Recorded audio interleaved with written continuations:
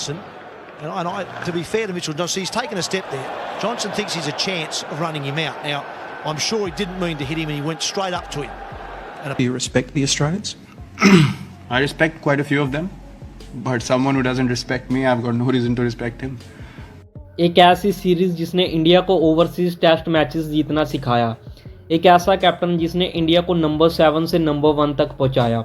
यहीं से स्टार्ट हुआ विराट कोहली का as a test captain dominance era. Yes, I am talking about India tour of Australia 2014-15। MS Dhoni पहले 3 test matches में India की कैप्टनसी करते हैं। चौथे टेस्ट में वो अचानक रिटायरमेंट ले लेते हैं। विराट फर्स्ट टेस्ट की दोनों इनिंग्स में सेंचुरीज बनाते हैं। Virat scored 115 in first innings and 141 in second innings. Virat पहले टेस्ट से ही बता देते हैं कि वो सीरीज़ को सिर्फ खेलने नहीं आए, वो सीरीज़ को डोमिनेट करने आए हैं। उस सीरीज़ से पहले विराट की टीम में जगह पर भी सवाल उठ रहे थे। विराट का 2014 इंग्लैंड टूर बहुत ख़राब गया था, जिसमें वो 5 टेस्ट मैचेस में डबल डिजिट तक पहुंचने में स्ट्रगल करते हैं। बट विराट ऑस्ट्रेलिया में सारी कसर पूरी करने गए थे। इंडिया पहले 2 टेस्ट मैचेस हार जाती है। ऐसा लग रहा था कि इंडिया ये सीरीज़ 4-0 से हारने वाली है। सभी एक्सपर्ट्स का भी यही मानना था कि इंडिया ये सीरीज़ 4-0 से हारने वाली है। Now fast forward to third test. ये मैच MS धोनी का लास्ट टेस्ट मैच होता है। ऑस्ट्रेलिया पहले बैटिंग करके 530 रन्स का पहाड़ लगाती है। स्टीव स्मिथ 192 रन्स की इनिंग खेलते हैं। अब यहाँ से लग रहा था कि इंडिया एक और टेस्ट मैच हारने वाली है, but Virat was not ready to give up.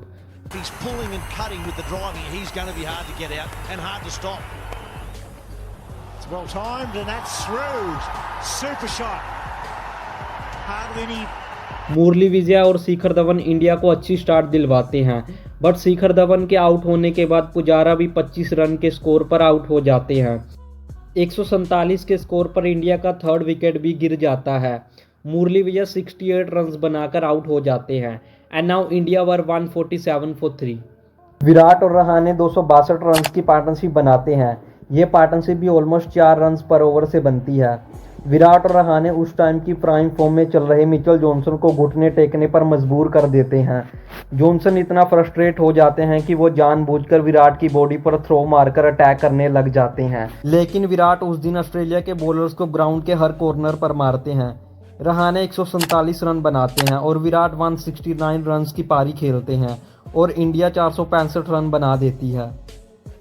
Australia के पास फर्स्ट इनिंग में 65 रन की लीड होती है। ऑस्ट्रेलिया सेकंड इनिंग में भी अच्छी बैटिंग करती है। शॉन मार्श 99 रन की इनिंग्स खेलते हैं। ऑस्ट्रेलिया 318 रन पर 9 विकेट खोकर इनिंग्स को डिक्लेयर कर देती है। Now India needs 384 run to win the match और इंडिया के पास ऑलमोस्ट 1.5 सेशन होता है। अब यहाँ से ये मैच जीतना तो ऑलमोस्ट इम्पॉसिबल लग रहा था और इंडिया को अब ये मैच ड्रॉ के लिए खेलना था।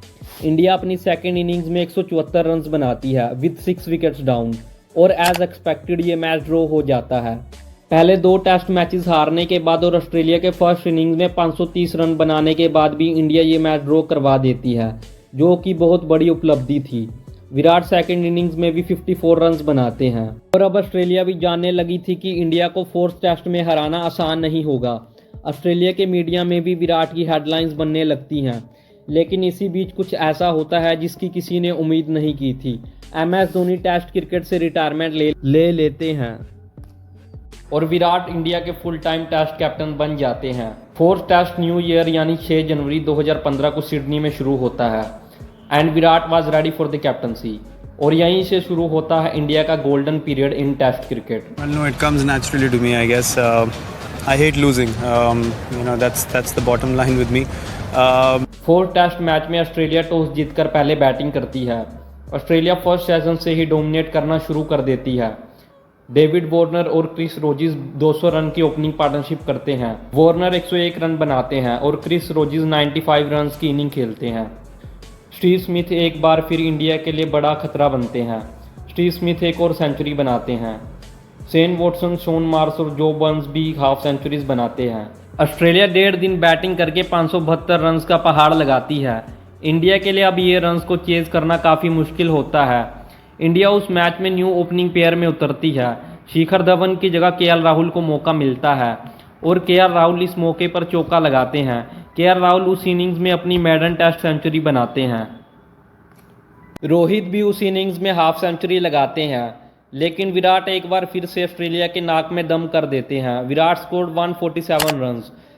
Virat as a test captain first innings में ही सेंचुरी बना देते हैं। लोअर ऑर्डर में शाह, अश्विन और भुवी की कंट्रीब्यूशन से इंडिया 475 रन्स बना देती है और अब ऑस्ट्रेलिया के पास 97 रन्स की लीड होती है और अब इस टेस्ट मैच में 1.5 दिन बचा होता है। ऑस्ट्रेलिया सेकंड इनिंग्स में भी अच्छी स्टार्ट करती है। क्रिस रोजिस फिर से हाफ सेंचुरी लगाते हैं। स्टीव स्मिथ इस इनिंग में भी 71 रन्स बनाते हैं। स्टीव स्मिथ ऑस्ट्रेलिया के लिए वो काम करते हैं जो इंडिया के लिए विराट करते हैं। इन दी एंड जो बर्न्स और ब्रैड हैडन के कंट्रीब्यूशन से ऑस्ट्रेलिया 251 रन पर 6 विकेट के साथ इनिंग्स को डिक्लेयर कर देती है। Now India need 348 runs to win. और फिफ्थ डे की पिच पर यह काफ़ी टफ था। मुरली विजय और केएल राहुल 48 रन्स की ओपनिंग पार्टनरशिप बनाते हैं। मुरली विजय 80 रन बनाते हैं। रोहित 39 और रहाणे 38 रन्स की इनिंग्स खेलते हैं। फर्स्ट इनिंग्स में 147 रन्स बनाने के बाद विराट सेकंड इनिंग्स में भी 46 रन्स बनाते हैं। इन दी एंड भुवी के कंट्रीब्यूशन से इंडिया वो मैच ड्रॉ करवा देती है। पहले 2 मैच हारने के बाद इंडिया लास्ट 2 मैच ड्रॉ करवा देती है, जो कि जीत से कम नहीं थे।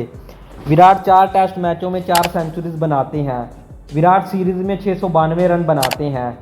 विराट फोर्थ टेस्ट के बाद इंडिया के फुल टाइम टेस्ट कैप्टन बन जाते हैं और यहीं से शुरू होता है इंडिया का dominance period in test cricket. 2018 और 2020 में ऑस्ट्रेलिया में टेस्ट सीरीज जीतने की नींव यहीं से रखी जाती है।